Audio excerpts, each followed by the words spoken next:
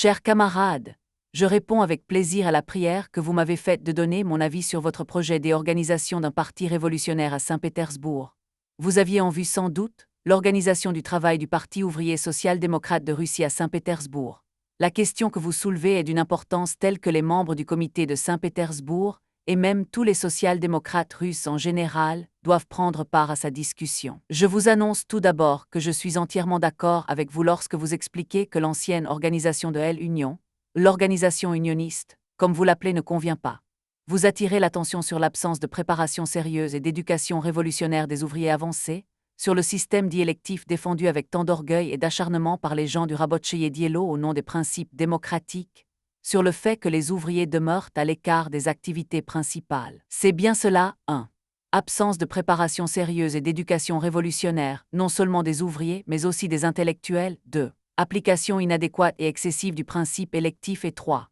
Non-participation des ouvriers à la véritable activité révolutionnaire. C'est en cela effectivement que consiste le principal défaut, non seulement de l'organisation de Saint-Pétersbourg, mais de nombreuses autres organisations locales de notre parti. Partageant entièrement votre point de vue de base sur les tâches d'organisation, j'adhère également à votre projet d'organisation, pour autant que votre lettre m'en présente les traits essentiels.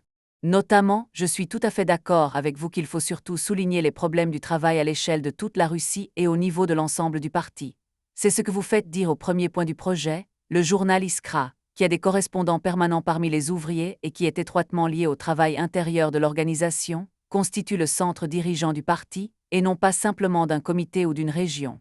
Je ferai cette seule remarque, c'est que le journal peut et doit assumer la direction idéologique du parti et développer les vérités théoriques, les principes tactiques, les idées générales d'organisation, les tâches générales de l'ensemble du parti à tel ou tel moment. Quant aux dirigeants pratiques directs du mouvement, ce ne peut être qu'un groupe central distinct, appelons le comité central, si vous voulez, communiquant personnellement avec tous les comités, intégrant les meilleures forces révolutionnaires de tous les social-démocrates russes, et ayant la direction de toutes les questions qui intéressent l'ensemble du parti, à savoir, diffusion des publications, édition des tracts, répartition des forces, distribution des tâches aux personnes et aux groupes, préparation des manifestations et de l'insurrection dans toute la Russie, etc. En raison de sa situation illégale et pour assurer la continuité du mouvement, notre parti peut et doit avoir 2 centres dirigeants, l'OC, organe central, et le CC, comité central. Le premier doit assurer la direction idéologique, le second la direction immédiate et pratique. L'unité d'action et la solidarité nécessaires entre ces groupes doivent être assurées non seulement par le programme unique du parti, mais par le choix des membres des 2 groupes. Il faut que les 2 groupes, l'OC et le CC, soient composés de gens qui s'accordent parfaitement entre eux et l'institution de réunions régulières et permanentes entre eux. C'est seulement ainsi, d'une part, que l'OC échappera aux entreprises des gendarmes russes, que sa fermeté et sa continuité seront garanties, et d'autre part que le CC sera toujours solidaire de l'OC, dans tout ce qui est essentiel et suffisamment libre pour prendre directement en main tout côté pratique du mouvement. C'est pourquoi il serait souhaitable que le premier point des statuts, conformément à votre projet, n'indique pas seulement l'organe du parti reconnu pour dirigeant, ce qui est bien sûr une indication nécessaire, mais qu'il indique aussi que l'organisation locale considérée se donne pour tâche de travailler activement à la création, au soutien et au renforcement des institutions centrales, sans lesquelles notre parti ne peut exister en tant que tel.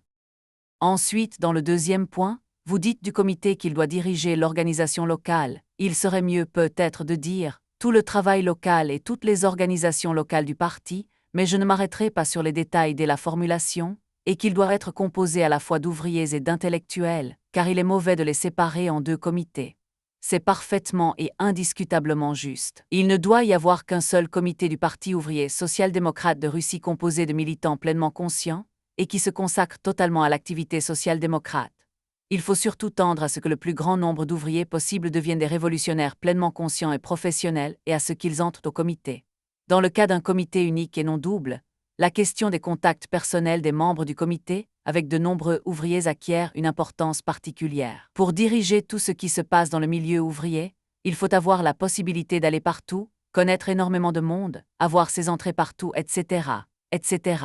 C'est pourquoi on doit trouver autant que possible dans le comité tous les principaux chefs ouvriers du mouvement ouvrier. Et le comité doit diriger tous les aspects du mouvement local et régir tous les organismes, toutes les forces et toutes les ressources locaux du parti.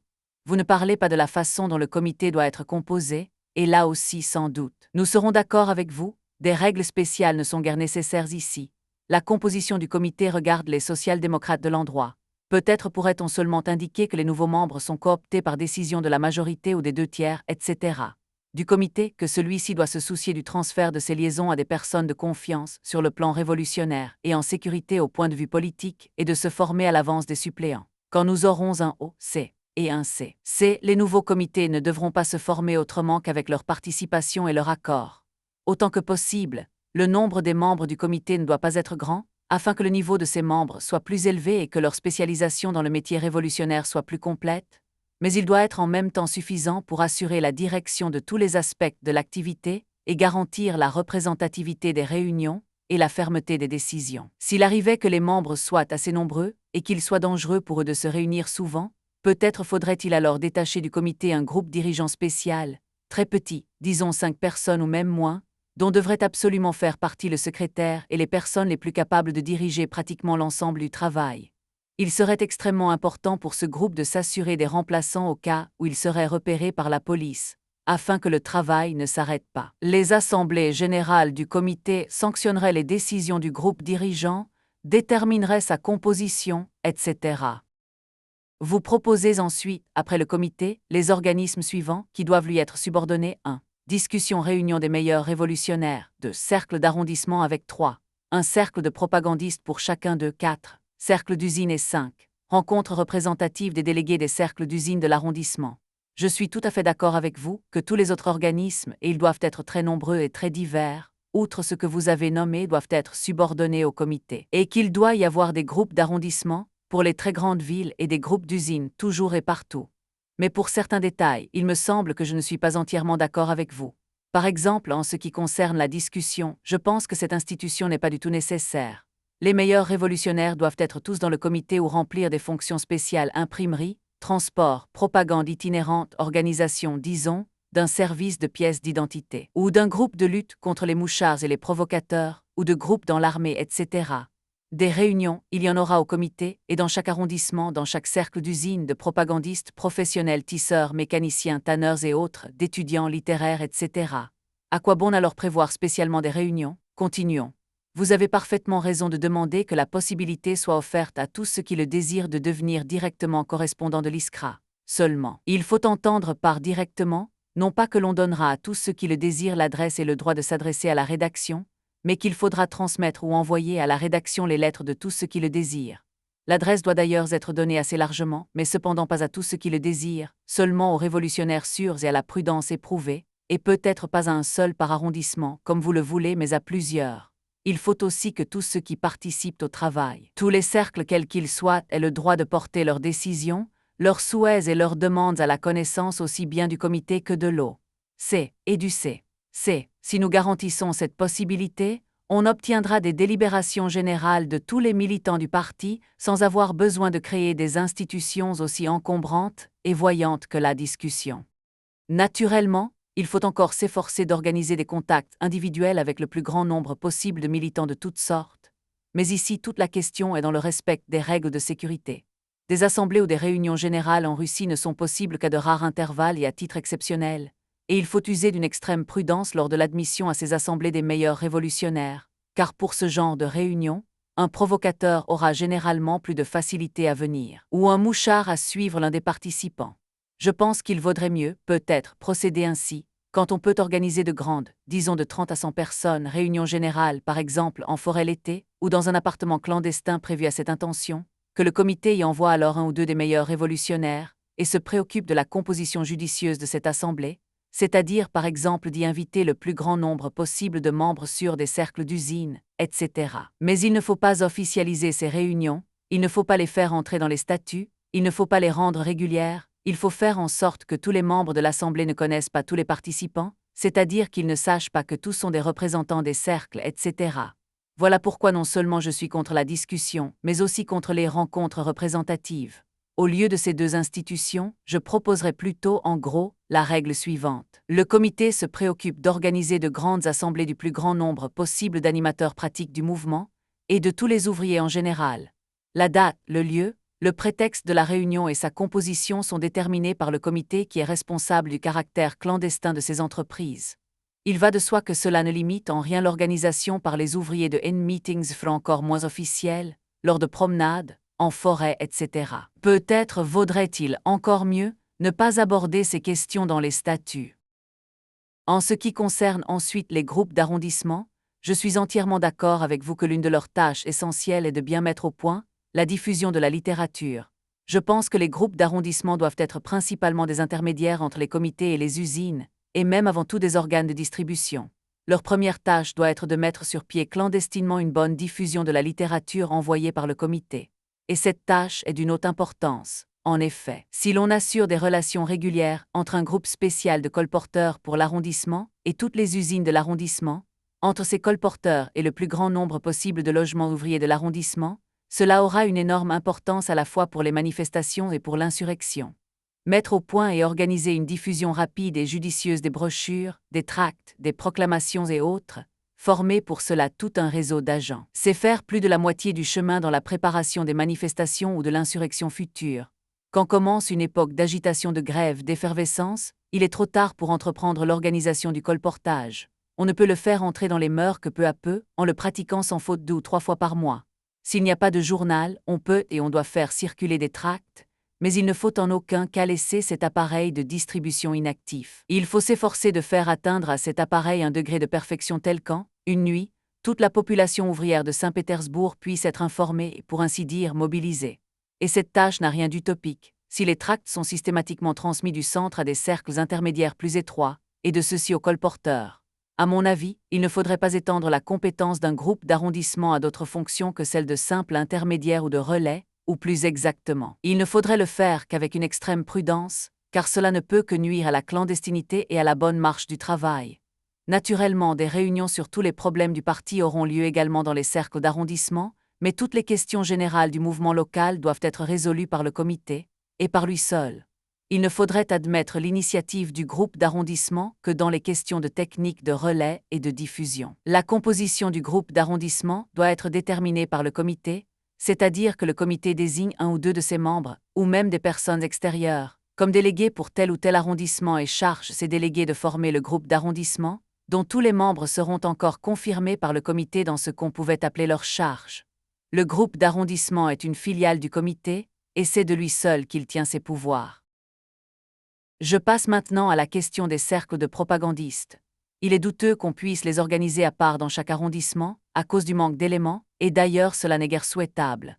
La propagande doit être menée dans un même esprit par tout le comité, et il faut qu'elle soit strictement centralisée, c'est pourquoi je me représente les choses ainsi. Le comité charge quelques-uns de ses membres d'organiser un groupe de propagandistes, qui sera une filiale du comité ou l'un des organismes du comité. Ce groupe, utilisant de façon clandestine les services des groupes d'arrondissement, doit assurer la propagande dans toute la ville, dans toute la localité qui est du ressort du comité. Si cela est nécessaire, ce groupe peut aussi former des sous-groupes, donner procuration pour ainsi dire, pour telle ou telle partie de ses fonctions, mais toujours avec la confirmation du comité, celui-ci devant toujours et en toutes circonstances avoir le droit d'envoyer un délégué dans chaque groupe, sous-groupe ou cercle ayant tant soit peu rapport au mouvement. C'est sur ce type de mission, sur ce type de filiale ou d'organisme du comité que doivent être organisés tous les groupes divers qui servent le mouvement, groupes d'étudiants et groupes de lycéens, groupes, disons, de fonctionnaires qui nous aident, et groupes de transport d'imprimerie de pièces d'identité, groupes pour l'installation d'appartements clandestins, groupes pour le dépistage des mouchards, groupes de militaires, groupes de ravitaillement en armes, groupes pour l'organisation, par exemple, de sources de revenus financiers, etc. Tout l'art d'une organisation clandestine doit consister à tirer parti de tout, à donner du travail à tous et à chacun, tout en conservant la direction de tout le mouvement, et cela bien sûr non parce qu'elle est investie du pouvoir, mais par son prestige, par son énergie, par sa plus grande expérience, par sa plus grande variété de talents, par sa plus grande ingéniosité. Cette remarque se rapporte à l'objection possible et fréquente, selon laquelle une centralisation stricte peut trop facilement tout perdre. Si par hasard il se trouve au centre une personne incapable munie d'un pouvoir considérable. Cela est possible, bien sûr, mais le remède ne peut être le principe électif et la décentralisation, absolument inadmissible à une échelle tant soit peu large et même franchement nuisible au travail révolutionnaire sous l'autocratie. Il n'y a pas de statut pour remédier à cela. Seuls peuvent en fournir des mesures de correction fraternelle, à commencer par des résolutions de tous les groupes et sous-groupes, pour continuer par l'envoi de celles-ci à l'O, C et au C. C'est, pour finir, dans le pire des cas, par le renversement de l'autorité complètement incapable. Le comité doit s'efforcer de pratiquer le plus possible la division du travail, sans oublier que les divers aspects du travail révolutionnaire requièrent des capacités diverses, que parfois, un homme tout à fait inapte à l'organisation fera un agitateur irremplaçable, ou qu'un homme incapable de la stricte fermeté qu'exige l'activité clandestine fera un excellent propagandiste, etc. À propos des propagandistes d'ailleurs, je voudrais dire encore quelques mots contre l'encombrement habituel de cette profession par des gens peu capables, et l'abaissement du niveau de la propagande qui en résulte. Parfois, le premier étudiant venu est promu sans autre examen propagandiste, et tous les jeunes exigent qu'on leur donne un cercle, etc. Il faut lutter contre cette pratique, car le mal qui en résulte est très grand. Il y a très peu de propagandistes réellement capables et fermes sur les principes et pour le devenir. Il faut beaucoup étudier et acquérir une bonne dose d'expérience, et ceux-là, il faut les spécialiser, les occuper entièrement et en prendre un soin tout spécial. Il faut organiser pour eux plusieurs conférences par semaine, et savoir les appeler à temps dans d'autres villes, et en général organiser des tournées de propagandistes capables dans différentes villes. Quant à la masse des jeunes débutants, il vaut mieux l'employer à des entreprises pratiques, qui chez nous se trouvent reléguées au second plan par rapport à cette promenade des étudiants de cercle en cercle qu'on a l'optimisme d'appeler de la propagande. Certes, pour les entreprises pratiques sérieuses, une préparation solide est également nécessaire, mais il est malgré tout plus facile de trouver ici de quoi faire pour les débutants. Parlons maintenant des cercles d'usine. Ils sont particulièrement importants pour nous. La force essentielle du mouvement est en effet dans le degré de l'organisation des ouvriers dans les grandes usines, car les grandes usines et fabriques renfermant la partie de la classe ouvrière qui prédomine non seulement par le nombre, mais plus encore par l'influence, le niveau, la combativité. Chaque usine doit être pour nous une forteresse. Et pour cela, l'organisation ouvrière d'usine doit être aussi clandestine à l'intérieur, aussi ramifiée à l'extérieur, c'est-à-dire dans ses relations extérieures. Elle doit pousser ses tentacules aussi loin, et dans les directions les plus diverses que n'importe quelle organisation révolutionnaire. Je souligne qu'ici également on doit absolument avoir pour noyau, pour dirigeant, pour patron un groupe d'ouvriers révolutionnaires. Nous devons rompre complètement avec la tradition d'un type purement ouvrier ou professionnel d'organisation social-démocrate, jusque et y compris dans les cercles d'usine. Le groupe d'usine ou le comité d'usine ou de fabrique, pour le distinguer des autres groupes, qui doivent être très nombreux, doit se composer d'un très petit nombre de révolutionnaires recevant directement du comité la mission et le pouvoir de mener tout le travail social-démocrate dans l'usine. Tous les membres du comité d'usine doivent se considérer comme des représentants du comité, tenus de se soumettre à tous les ordres de celui-ci, tenus d'observer toutes les lois et coutumes de cette armée en campagne, dans laquelle ils sont entrés et de laquelle ils n'ont pas le droit de sortir en temps de guerre sans l'autorisation du commandement. Par suite, la composition du comité d'usine a une très grande importance, et l'un des premiers soins du comité doit être de former comme il convient ses sous-comités. Dans ce domaine, j'imagine les choses de la façon suivante. Le comité charge tel de ses membres, plus admettons, telle personne parmi les ouvriers qui ne sont pas entrés dans le comité pour certaines raisons, mais qui peuvent être utiles par leur expérience, par leur connaissance du milieu, par leurs dons, par leur relation d'organiser partout des sous-comités d'usine.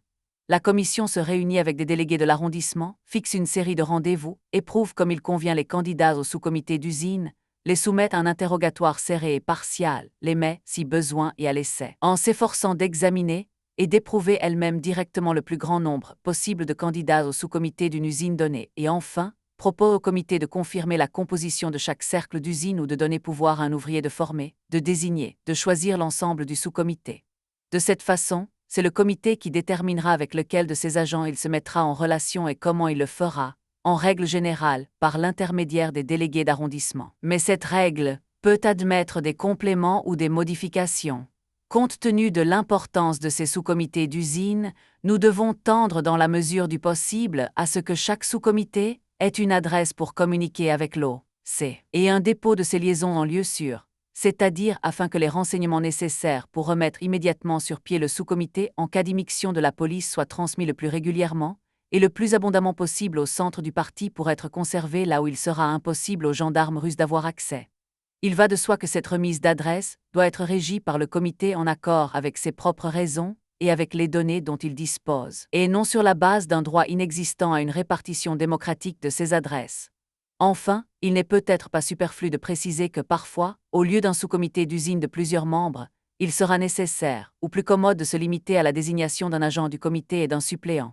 Une fois formé, le sous-comité d'usine doit entreprendre la création de toute une série de groupes et de cercles d'usine, avec des tâches différentes, plus ou moins clandestins, plus ou moins structurés. Par exemple, des cercles pour le colportage et la diffusion des publications, l'une des fonctions les plus importantes qui doit être organisée de telle sorte que nous disposions d'une véritable poste, que soient éprouvés et vérifiés non seulement les procédés de diffusion, mais aussi ceux du porte-à-porte, afin que tous les logements et leurs entrées soient absolument connus, des cercles de lecture de la littérature illégale, des cercles pour le dépistage des mouchards, des cercles spéciaux de direction du mouvement professionnel et de la lutte économique, des cercles d'agitateurs et de propagandistes sachant engager une conversation et la prolonger de façon pleinement légale à propos des machines, de l'inspection, etc. Cela afin de pouvoir parler en toute sécurité et publiquement, afin de souder les gens, de tâter le terrain, etc.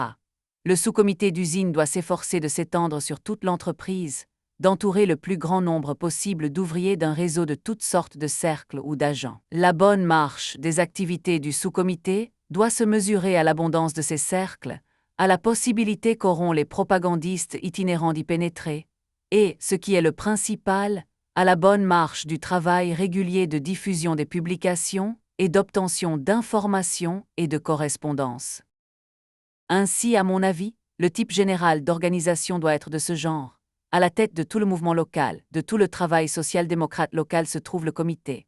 Il est prolongé par des organismes et des filiales qui lui sont subordonnés, à savoir, premièrement, un réseau d'agents d'exécution embrassant dans la mesure du possible toute la masse ouvrière et organisée sous forme de groupes d'arrondissement et de sous-comités d'usines ou de fabriques.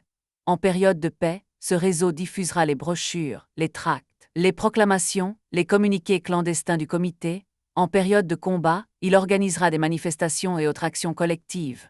Deuxièmement, doivent également relever du comité toute une série de cercles et de groupes divers servant l'ensemble du mouvement propagande, transport, toutes entreprises clandestines, etc. Par leur situation, tous les groupes, cercles, sous-comités et autres doivent être des organismes ou des filiales du comité. Les uns exprimeront clairement leur intention d'adhérer au Parti ouvrier social-démocrate de Russie, et sous réserve de ratification par le comité, ils y adhéreront, prendront des fonctions, par délégation du comité ou par accord avec lui, s'engageront à obéir aux directives des organismes du parti, recevront les mêmes droits que tous les membres du parti et seront considérés comme des candidats directs au comité, etc. Les autres, dont la situation est celle de cercles organisés par des membres du parti ou adjacents à tel ou tel groupe du parti, n'adhéreront pas au Parti ouvrier social-démocrate de Russie. Dans toutes leurs affaires intérieures, les membres de tous ces cercles ont bien entendu des droits égaux, de même que le membre du comité entre eux. L'unique exception à cela sera que seule la personne, ou les personnes désignées par le comité local, aura le droit d'entretenir de relations personnelles avec ce comité, ainsi qu'avec le comité central et l'organe central. Sous tous les autres rapports, cette personne aura les mêmes droits que les autres, qui ont également le droit d'adresser, mais pas personnellement, des déclarations au comité local, ainsi qu'au C et à l'OC. De cette façon, l'exception indiquée ne portera au fond aucune atteinte à l'égalité des droits, mais ne sera qu'une concession nécessaire aux exigences imprescriptibles de la clandestinité. Un membre du comité qui n'aura pas transmis au comité au C et à l'OC une déclaration de son groupe aura à répondre d'une infraction directe aux devoirs du parti. Ensuite, en ce qui concerne le degré de clandestinité ou de structuration des divers types de cercles, cela dépendra du genre de leurs fonctions. À cet égard, on aura ici les organisations les plus variées depuis la plus rigoureuse, la plus étroite, la plus fermée, jusqu'à la plus libre, la plus large, la plus ouverte, la plus souple. Par exemple, pour le groupe des colporteurs, le secret et la discipline militaire la plus rigoureuse sont requis. Pour le groupe des propagandistes, la clandestinité est aussi nécessaire, mais la discipline militaire beaucoup moins. Pour le groupe d'ouvriers qui donnent lecture des publications légales ou qui organisent des causeries sur les besoins et les revendications professionnelles, la clandestinité est encore moins nécessaire, etc. Les groupes de colporteurs doivent appartenir au POSDR et connaître un certain nombre de ses membres et de ses responsables. Le groupe qui étudie les conditions du travail et élabore les revendications professionnelles ne doit pas nécessairement appartenir au POSDR.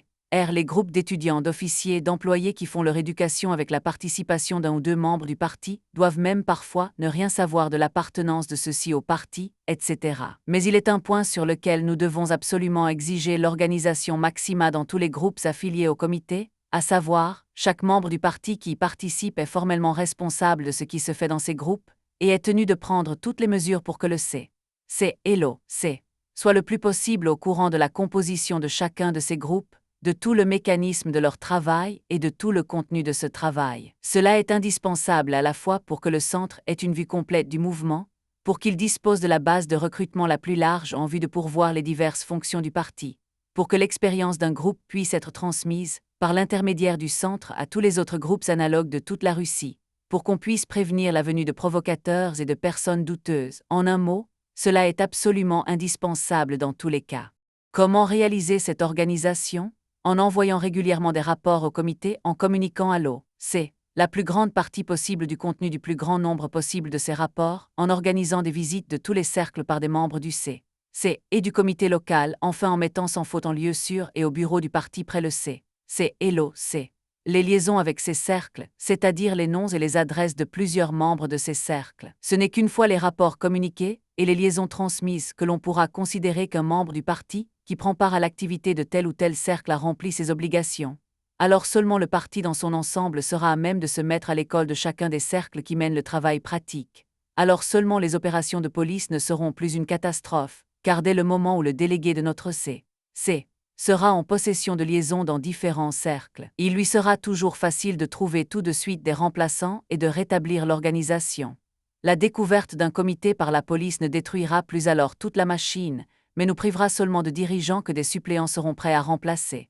Et que l'on ne dise pas que les conditions de la clandestinité ne permettent pas de communiquer les rapports et les liaisons, il suffit de le vouloir, et tant que nous aurons des comités, un C ou un OC, on a et on aura toujours la possibilité de transmettre ou d'envoyer les communiqués et les liaisons. Nous sommes arrivés ici à un principe extrêmement important de toute l'organisation et toute l'activité du parti ici. En ce qui concerne la direction idéologique et pratique du mouvement et de la lutte révolutionnaire du prolétariat, il faut la plus grande centralisation possible en ce qui concerne l'information du centre du parti, et par suite de tout le parti sur le mouvement et la responsabilité devant le parti. Il faut la plus grande décentralisation possible. Le mouvement doit être dirigé par le plus petit nombre possible de groupes les plus homogènes possibles, riches de l'expérience de révolutionnaires professionnels. Au mouvement doit participer le plus grand nombre possible de groupes les plus divers et les plus hétérogènes possibles venus des couches les plus différentes du prolétariat et des autres classes du peuple. Et en ce qui concerne chacun de ces groupes, le centre du parti doit toujours disposer non seulement des données exactes sur leur activité, mais aussi des données aussi complètes que possible sur leur composition. Nous devons centraliser la direction du mouvement. Nous devons aussi, et nous devons pour cela, car sans information la centralisation est impossible, décentraliser au maximum la responsabilité devant le parti de chacun de ses membres, de chacun de ceux qui participent au travail, de chaque cercle membre du parti ou apparenté au parti. Cette décentralisation est la condition indispensable de la centralisation révolutionnaire et son correctif nécessaire. C'est justement lorsque cette centralisation sera achevée et que nous aurons un OC et un CC, que la possibilité pour les plus petits groupes de s'adresser à eux, non seulement la possibilité mais l'habitude, acquise par une pratique de longues années de s'adresser régulièrement au C et à l'OC, éliminera les résultats fâcheux que peut avoir la présence au sein de tel ou tel comité local d'éléments peu satisfaisants. Maintenant que nous sommes à la veille d'une réelle unification du parti et de la création d'un véritable centre dirigeant, nous devons nous graver dans l'esprit que ce centre sera impuissant si nous ne réalisons pas en même temps une décentralisation maxima dans la responsabilité à l'égard de ce centre et dans son information sur toutes les roues et tous les rouages de la machine du parti. Cette décentralisation n'est rien d'autre que l'autre aspect de cette division du travail qui, de l'aveu général, constitue l'un des besoins pratiques les plus urgents de notre mouvement. Aucune attribution officielle du rôle dirigeant à une organisation. Aucune création de comités centraux formels ne rendra notre mouvement réellement uni, ni ne créera un parti solide et combatif.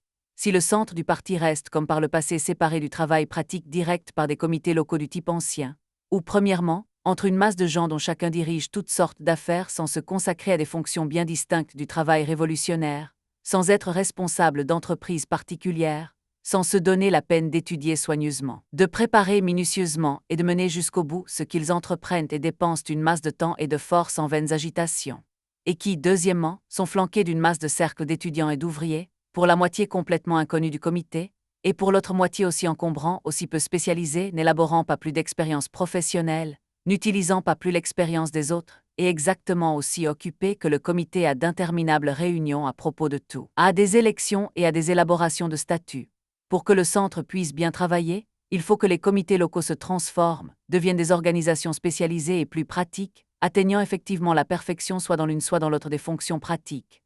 Pour que le centre puisse non seulement conseiller, convaincre, discuter, comme cela se faisait jusqu'à présent, mais effectivement diriger l'orchestre, il est nécessaire que l'on sache exactement qui conduit les violons, à quel endroit, qui a appris et apprend chacun des instruments, où et comment il le fait, qui lorsque la musique commence à détonner est responsable des canards et qui il faut déplacer, etc., pour corriger des dissonances.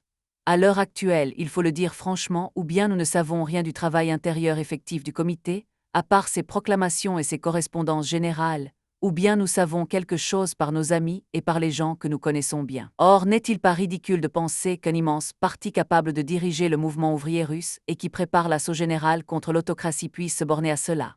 La réduction du nombre des membres du comité, l'affectation à chacun d'eux, dans la mesure du possible, d'une fonction déterminée dont il sera comptable et responsable, la création d'un centre spécial très peu nombreux et dirigeant tout, la mise sur pied d'un réseau d'agents d'exécution liant le comité à chaque grande usine ou fabrique, s'occupant régulièrement de la diffusion des publications et donnant au centre un tableau exact de cette diffusion et de tout le mécanisme du travail.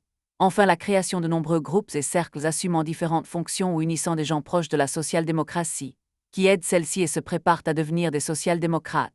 L'activité et la composition de ces cercles devant toujours être connus du comité et du centre.